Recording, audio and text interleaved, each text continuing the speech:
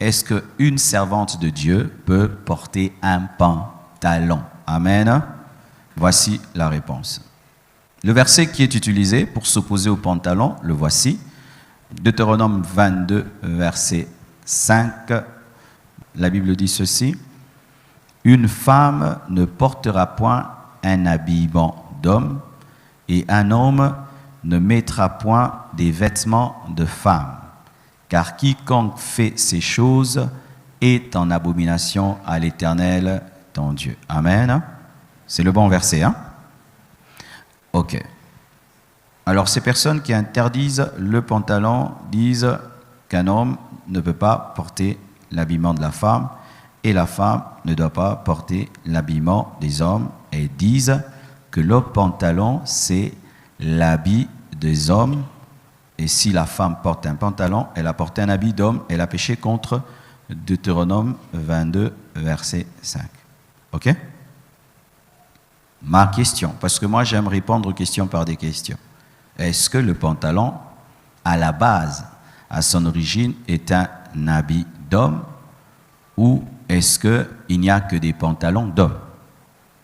Et encore, voici ma question. Est-ce que lorsque Moïse, parce qu'il s'agit de Moïse, parlait dans Deutéronome 22, verset 6, les gens portaient des pantalons? Amen? Non, les gens ne portaient pas des pantalons en ce temps-là. Quel était le vêtement en ce temps de Deutéronome 22, verset 5? Les femmes portaient des robes et les hommes portaient quoi? Des robes. Amen, hein? Je vous dis toujours que prier ne doit pas te rendre bête. Amen. Si seulement tu pries, tu deviens bête. Moi, je n'engendre pas de tels chrétiens. Amen. Alors, quand quelqu'un te donne un verset, tu dois le ramener dans son contexte. Amen. Hein? Il ne faut pas directement un pantalon. Moïse ne voyait pas un pantalon, il voyait une robe. Donc, qu'est-ce que Moïse disait? Moïse disait qu'une femme ne peut pas porter une robe d'homme et un homme ne peut pas porter une robe de femme. Parce qu'il y avait des robes des hommes et les robes des femmes. Comme aujourd'hui, il y a des pantalons des hommes et des pantalons des femmes. C'est tout.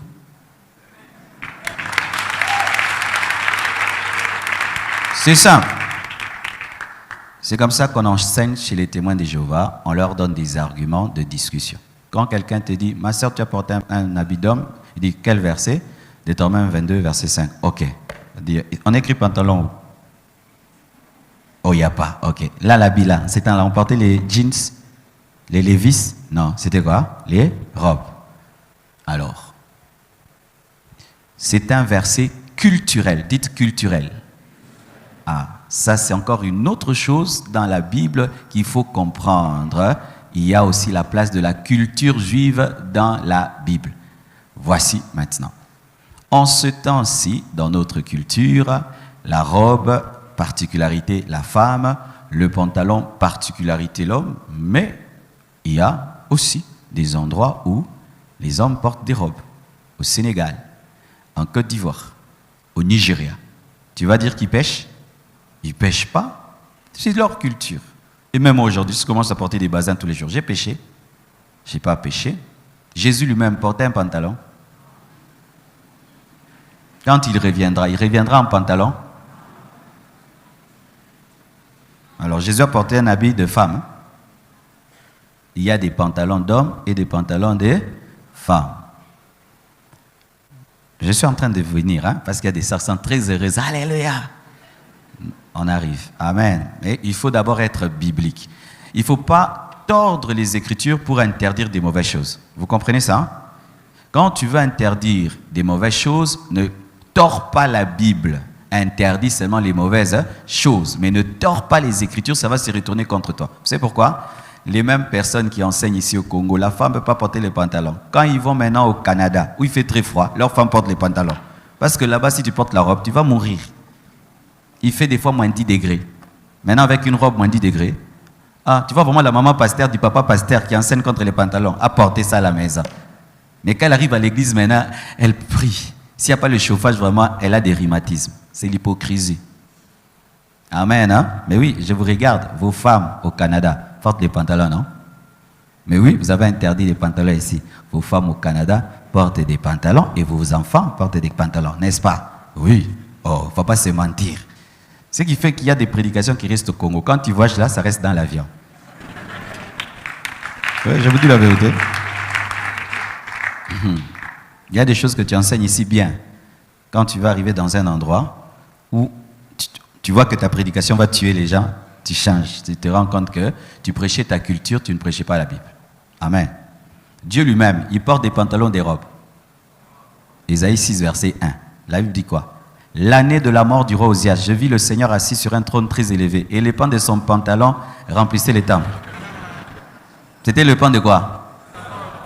La femme à la perte de sa avait touché les pantalons de Jésus, la robe de Jésus.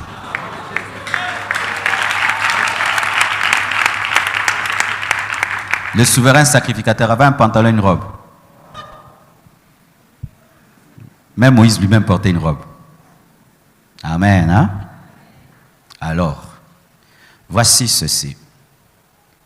Dans l'habillement, il y a des habits qu'on appelle des habits neutres. Amen. Ce n'est ni homme ni femme. Comme les robes, comme les pantalons, comme même les chemises, vrai ou faux? Vous voyez ce polo? Maman Blanche, des fois, le porte aussi. On pêche. Ce polo aussi. Maman Blanche l'aime beaucoup. Nous portons, elle porte, je porte. Comme aujourd'hui, c'est mon tour. Demain, ce sera son tour. Maintenant, ce polo, il est quoi? Femme ou homme? Nous pêchons. Ce polo-là. Tous les maris. N'est-ce pas que vos femmes portent vos polos? Je connais des hommes qui disent hey, ne porte pas mon polo. Une femme ne porte pas la vie d'un homme. Tu ne peux pas porter. Oh, mais ta femme peut porter tes chemises. Mais oui, un jour ma femme peut venir aussi, elle porte mes chemises là, elle aime ça. Derrière une chemise là, des fois ma femme portait ça. Alors, que veut dire ce verset? Amen. Ce verset-là, d'abord, parle du travestisme. Vous savez, travestisme, c'est quoi? C'est-à-dire des hommes qui veulent être des femmes qui veulent être des hommes. C'est ça. Ça parle, le sens profond, c'est le travestisme. Des hommes qui veulent être des femmes qui veulent être des hommes. C'est ça la pensée profonde de ce verset. Ce n'est pas dans l'extérieur. Parce qu'une femme peut porter cette veste. Vrai ou faux? Donc ma soeur, un jour, tu achètes cette veste, là, tu la portes, et puis tu vas pécher. Parce que tu as porté. Parce que cette veste, elle est neutre, non? Il faut, parce qu'il y a quand les boutons viennent ici, maintenant, tu acceptes. Ah, oh, les habits des femmes, les boutons sont ici. Hein? Donc, si seulement ces boutons-ci étaient là-bas, j'ai péché. Donc, Dieu nous sauve en fonction des boutons. C'est des hommes, les tirettes et comme ça, c'est des femmes, les tirettes et ça, c'est moi au Kelifelu. Rien que les tirettes. Qui a établi les tirettes comme ça? C'est Dieu ou nous? C'est Dieu ou nous? Si maintenant nous changeons, disons, les boutons des hommes là-bas, les femmes là-bas, Dieu aussi nous suit. Vous savez pourquoi je réfléchis comme ça? Comme si j'étais un enfant. Quand je vais révéler la bêtise dans une doctrine, je deviens très bête. Afin de révéler comment c'est bête. C'est-à-dire, tout le sang de Jésus-Christ là, ne va pas me sauver parce que des boutons qui étaient ici sont allés là-bas. Vous croyez des telles choses? Et le jour que Versace dit, je fais sortir maintenant un autre look des vestes d'hommes, mais les boutons à droite, nous tous nous suivons, ça devient d'homme.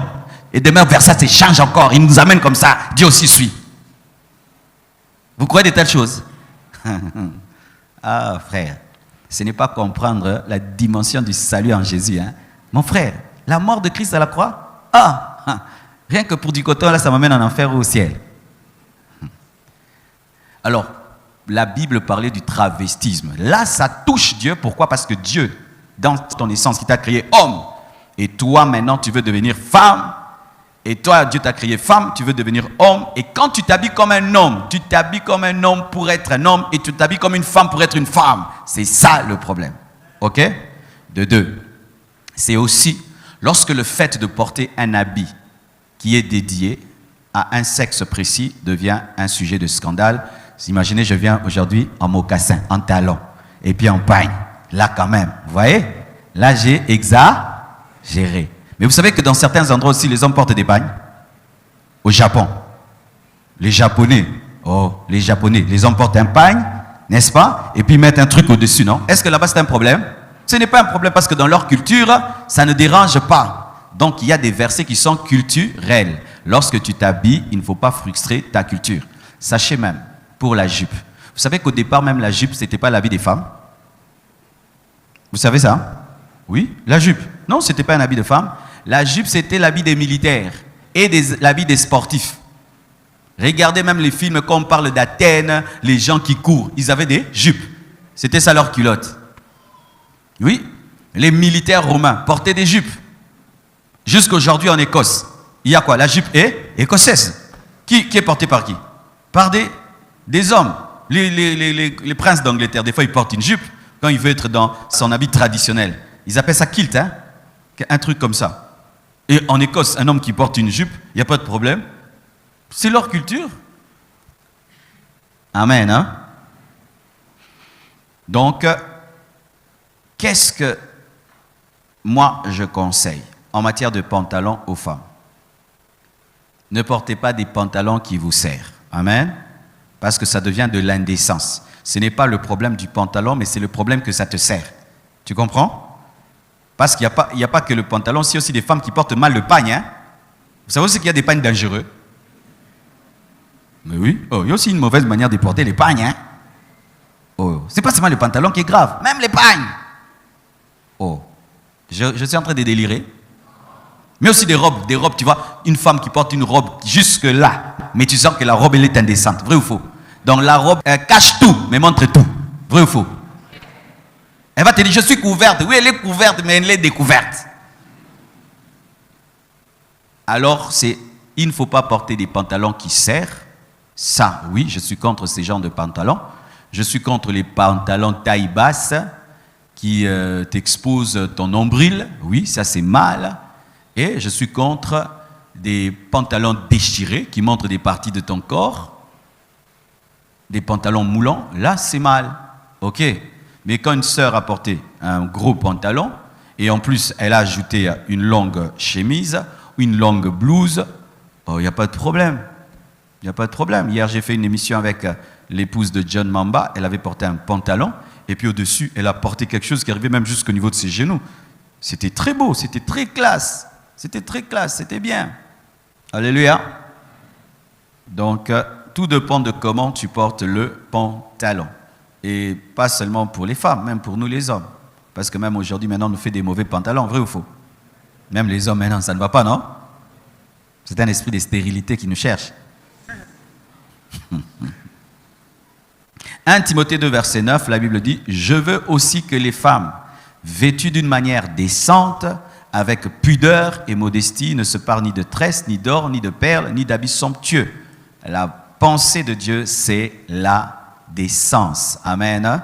La décence. Quand ton habit est décent et il est pudique, quand ton pantalon est décent et il est pudique, il n'y a pas de problème.